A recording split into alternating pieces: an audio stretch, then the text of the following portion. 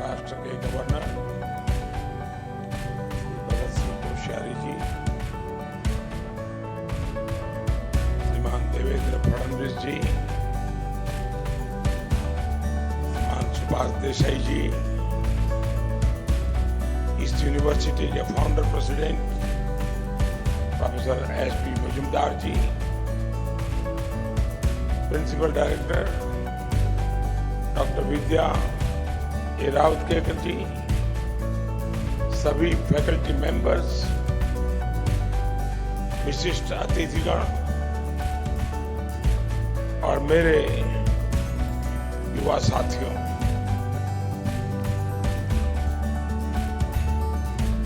आज आप सरस्वती का धाम,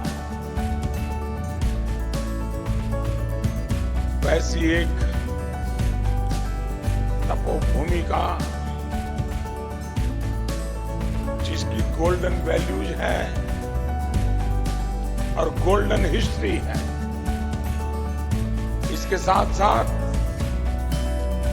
एक इंस्टीट्यूशन के रूप में सिम्बायोसिस अपनी गोल्डन जुबिली के मुकाम तक पहुंचा है। एक संस्थान की इस यात्रा में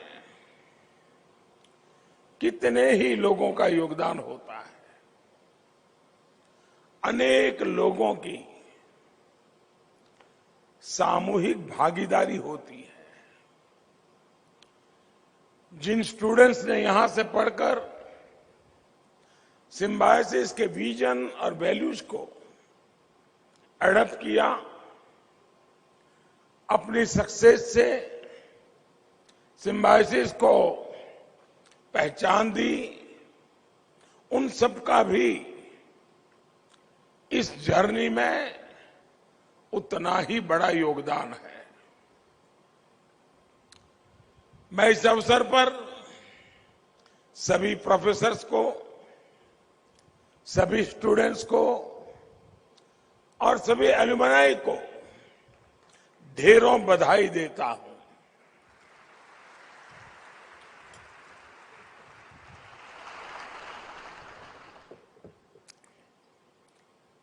मुझे इसी गोल्डन मोमेंट पर आरोग्य धाम कॉम्प्लेक्स के लोकार्पण का अवसर भी मिला है। मैं इस नई शुरुआत के लिए पूरी सिम्बायोसिस फैमिली को अनेक अनेक शुभकामनाएं देता हूं। मेरे युवा साथियों, आप एक ऐसे इंस्टीट्यूट का हिस्सा है जो वसुधैव कुटुंबकम के भारत के मूल विचार पर निर्मित है। मुझे ये भी बताया गया है कि सिम्बायोसिस ऐसी यूनिवर्सिटी है जहां वसुधैव कुटुंबकम पर अलग से कोर्स भी है। ज्ञान का व्यापक प्रसार हो, ज्ञान पूरे विश्व को एक परिवार के रूप में जोड़ने का माध्यम बने, यह हमारी परंपरा है, यह हमारी संस्कृति है, ये हमारे संस्कार है। मुझे खुशी है कि ये परंपरा हमारे देश में आज भी जीवंत है। मुझे बताया गया है कि अकेले सिम्बायोसिस में ही दुनिया के 85 कंट्री के 44,000 से ज्यादा स्टूडेंट्स यहां पढ़ते हैं, अपने कल्चर्स को साझा करते हैं। यानी भारत की प्राचीन विरासत आधुनिक अवतार में आज भी आगे बढ़ रही है। साथियों, आज इस संस्थान के छात्र उस जनरेशन को रिप्रेजेंट कर रहे हैं जिसके सामने इन्फिनिट अपॉर्चुनिटीज है। आज हमारा ये देश दुनिया की सबसे बड़ी इकोनॉमीज में से शामिल है। दुनिया का तीसरा सबसे बड़ा हब स्टार्टअप इकोसिस्टम आज हमारे देश में है।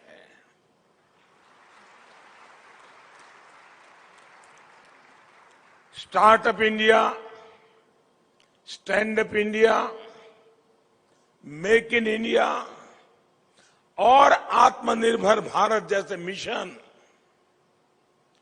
आपके एस्पिरेशंस को रिप्रेजेंट कर रहे हैं। आज का इंडिया इनोवेट कर रहा है, इंप्रूव कर रहा है और पूरी दुनिया को इन्फ्लुएंस भी कर रहा है।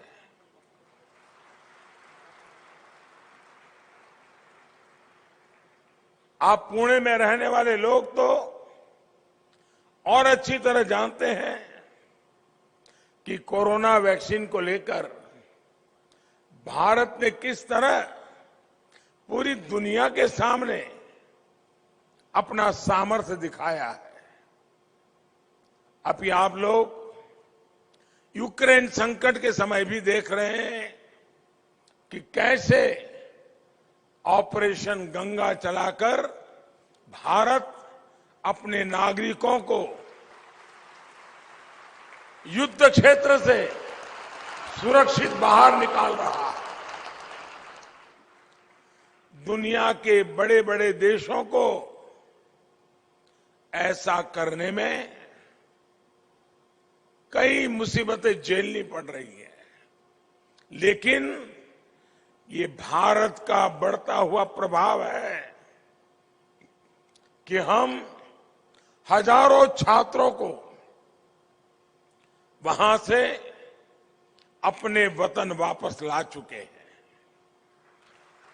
साथियों, आपकी जनरेशन एक तरह से खुश नसीब है कि उसे पहले वाली डिफेंसिव और डिपेंडेंट साइकोलॉजी का नुकसान नहीं उठाना पड़ा। लेकिन देश में अगर ये बदलाव आया है तो इसका सबसे पहला क्रेडिट भी आप सभी को जाता है, हमारे युवा को जाता है, हमारे यूथ को जाता है। अब आप देखिए, उदाहरण के तौर पर जिन सेक्टर्स में देश पहले अपने पैरों पर आगे बढ़ने के बारे में सोचता भी नहीं था, उन सेक्टर्स में अब हिंदुस्तान ग्लोबल लीडर बनने की राह पर है।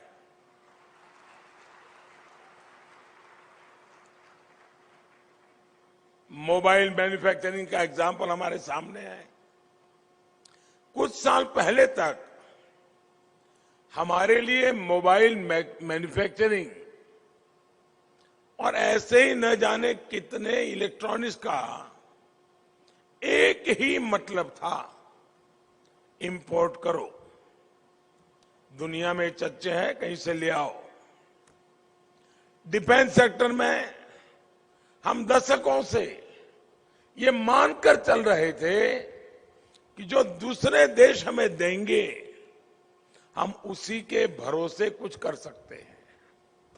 लेकिन आज स्थिति भी बदली है, परिस्थिति भी बदले हुए है। मोबाइल मैन्युफैक्चरिंग में भारत दुनिया का दूसरा सबसे बड़ा देश बनकर के उभरा है।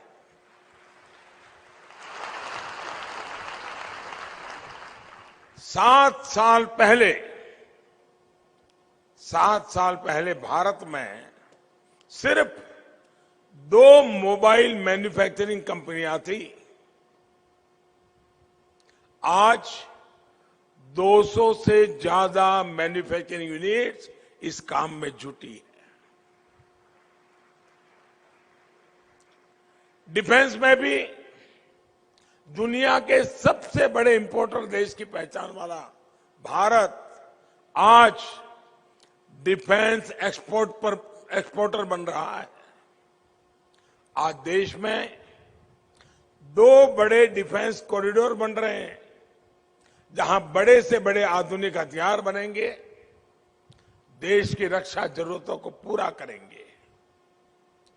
साथियों, आजादी के 75वें साल में हम एक नए भारत के निर्माण के नए लक्ष्यों के साथ आगे बढ़ रहे हैं। इस अमृत अभियान का नेतृत्व हमारी युवा पीढ़ी को ही करना है। आज सॉफ्टवेयर इंडस्ट्री से लेकर हेल्थ सेक्टर तक, एआई और एआर से लेकर ऑटोमोबाइल और ईवी तक, क्वांटम कंप्यूटिंग से लेकर मशीन लर्निंग तक, हर फील्ड में नए मौके बन रहे हैं। देश में जियो स्पेशल सिस्टम्स, ड्रोन से लेकर के सेमीकंडक्टर और स्पेस टेक्नोलॉजी तक लगातार रिफॉर्म्स हो रहे हैं। ये रिफॉर्म्स सरकार का रिकॉर्ड बनाने के लिए नहीं है, ये रिफॉर्म्स आपके लिए अवसर लेकर के आए हैं। और ये मैं कह सकता हूं, ये रिफॉर्म्स आपके लिए हैं, नौजवानों के लिए हैं। आप चाहे टेक्निकल फील्ड में हो, मैनेजमेंट फील्ड में हो या मेडिकल फील्ड में, मैं समझता हूं ये जो सारी अपॉर्चुनिटीज पैदा हो रही है, वो सिर्फ और सिर्फ आपके लिए है।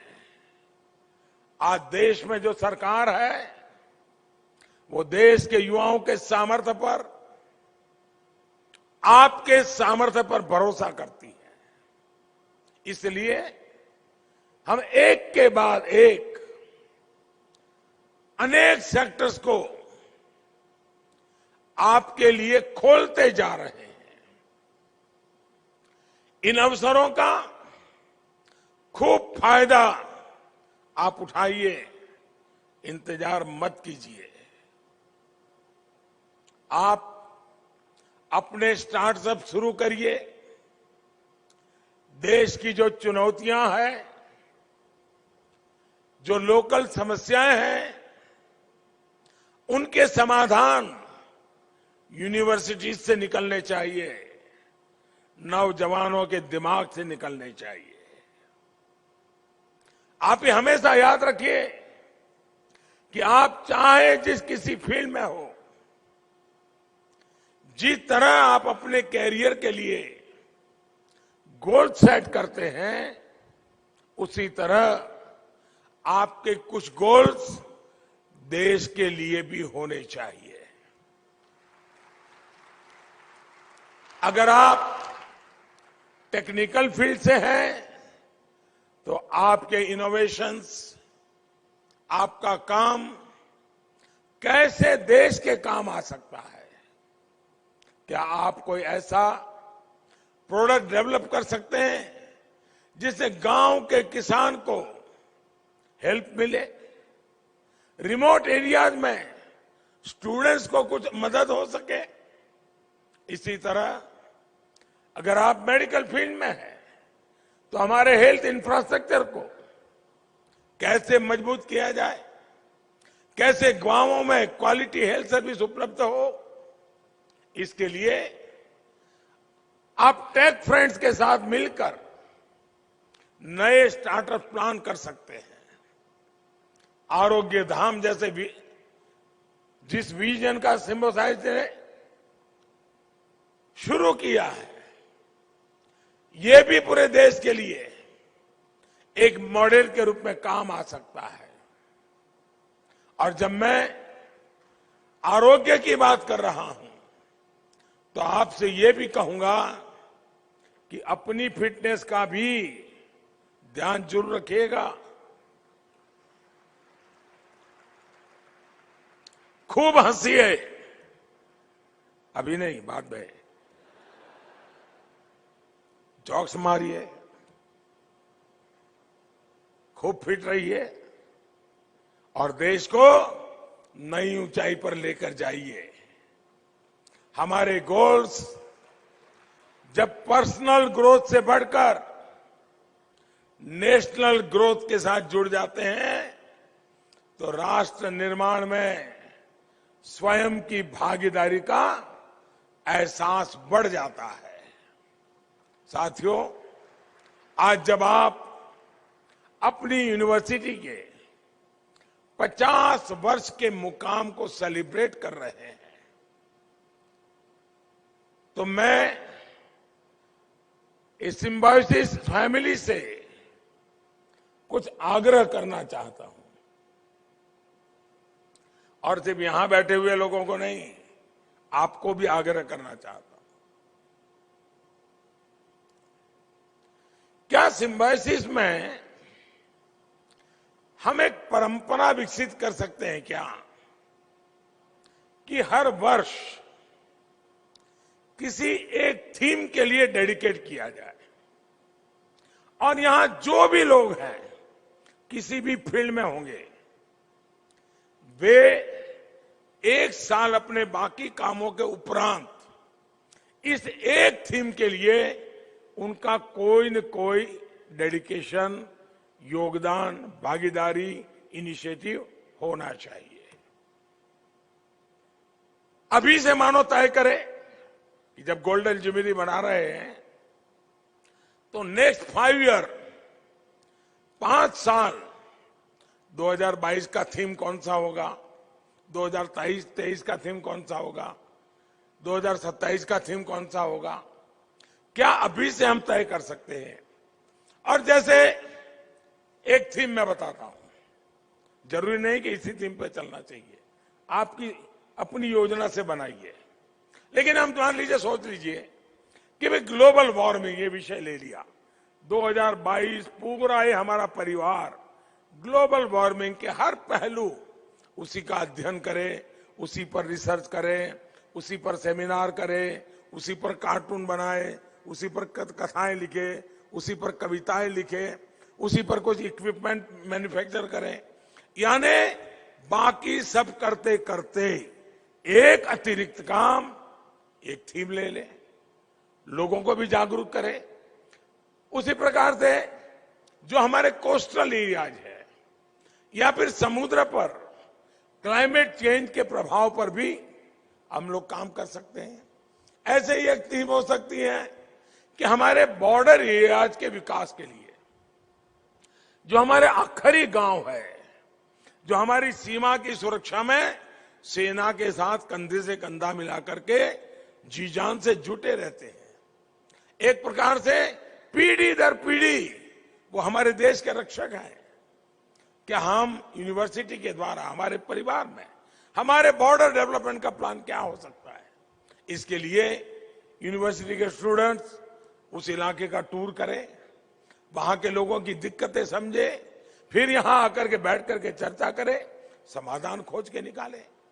आपकी यूनिवर्सिटी एक भारत श्रेष्ठ भारत की भावना को मजबूत करने के लिए वसुधैव कुटुंबकम भी, उस सपना भी साकार तब होता है जब एक भारत श्रेष्ठ भारत का सपना साकार होता है।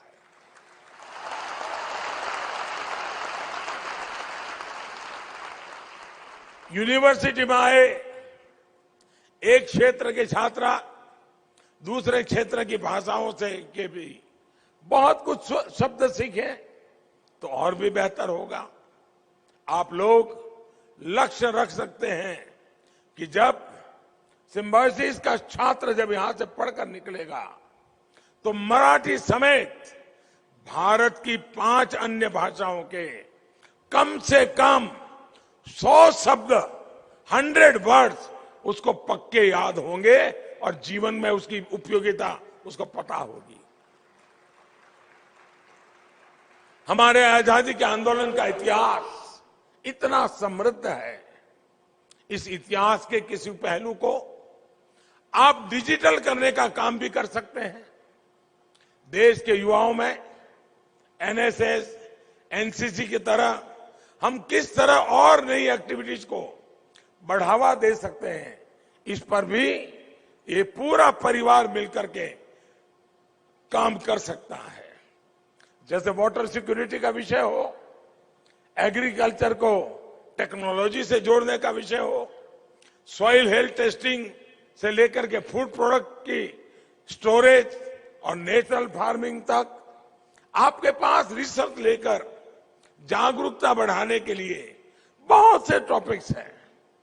ये टॉपिक क्या होंगे, इसका निर्णय मैं आप पर छोड़ता हूं, लेकिन ये जरूर कहूंगा कि देश की आवश्यकताओं को, देश की समस्याओं के समाधान को आप अपने उन विषयों को चुनिए, ताकि हम सारे नौजवान, सारे यंग माइंड मिलकर के, इतनी बड़ा इंफ्रास्ट्रक्चर है, व्यवस्थाएं हैं, हम कुछ न कुछ सॉल्यूशन दे देश को। और मैं आपको निमंत्रण दे रहा हूं कि आप अपने सुझावों और अनुभवों को सरकार से भी साझा करिएगा। इन थीम्स पर काम करने के बाद आप अपनी रिसर्च, आपके रिजल्ट, आपके आइडियाज, आपके सुझाव प्रधानमंत्री कार्यालय को भी भेज सकते हैं। मुझे विश्वास है कि जब यहां के प्रोफेसर्स, यहां की फैकल्टी, यहां के छात्र मिलकर इस अभियान का हिस्सा बनेंगे तो बहुत अद्भुत नतीजे निकलेंगे। आप कल्पना कीजिए, आज आप 50 साल मना रहे हैं, जब 75 साल मनाएंगे और 25 साल में देश के लिए 25 थीम पर 50-50 हजार माइंडों ने काम किया हो, कितना बड़ा संपुट आप देश को देंगे। और मैं समझता हूं इसका बहुत बड़ा फायदा सिम्बायोसिस स्टूडेंट्स को ही होगा। आखिर में मैं सिम्बायोसिस के स्टूडेंट्स को एक और बात कहना चाहता हूं। इस संस्थान में रहते हुए आपको अपने प्रोफेसर से, टीचर से, अपने साथियों से बहुत कुछ सीखने को मिला होगा। मेरा आपको सुझाव है कि सेल्फ अवेयरनेस, इनोवेशन और रिस्क टेकिंग एबिलिटी को हमेशा मजबूत बनाए रखिएगा। मैं आशा करता हूं कि आप सब इसी भावना के साथ अपने जीवन में आगे बढ़ेंगे और मुझे विश्वास है कि 50 साल की आपके पास एक ऐसी पूंजी है, अनुभव की पूंजी है। अनेक एक्सपेरिमेंट करते करते आप यहां पहुंचे हैं। एक खजाना है आपके पास, ये खजाना भी देश के काम आएगा। आप फले फूले और यहां पर आने वाले हर बच्चा अपना उज्जवल भविष्य बनाने के लिए आत्मविश्वास के साथ निकल पड़े, यही मेरी आपको शुभकामनाएं है। मैं फिर एक बार आपका धन्यवाद इसलिए भी करूंगा कि मुझे आपके बीच आने के लिए कई अवसर मिलते रहते हैं, लेकिन आ नहीं पाता हूं। जब मुख्यमंत्री था तो एक बार जरूर पहुंच गया था आपके बीच। आज फिर इस पवित्र धरती पर आने का मौका मिला है। मैं आप सबका बहुत आभारी हूं कि मुझे इस नई पीढ़ी के साथ रूबरू होने का अवसर दिया। बहुत बहुत धन्यवाद, बहुत बहुत शुभकामनाएं।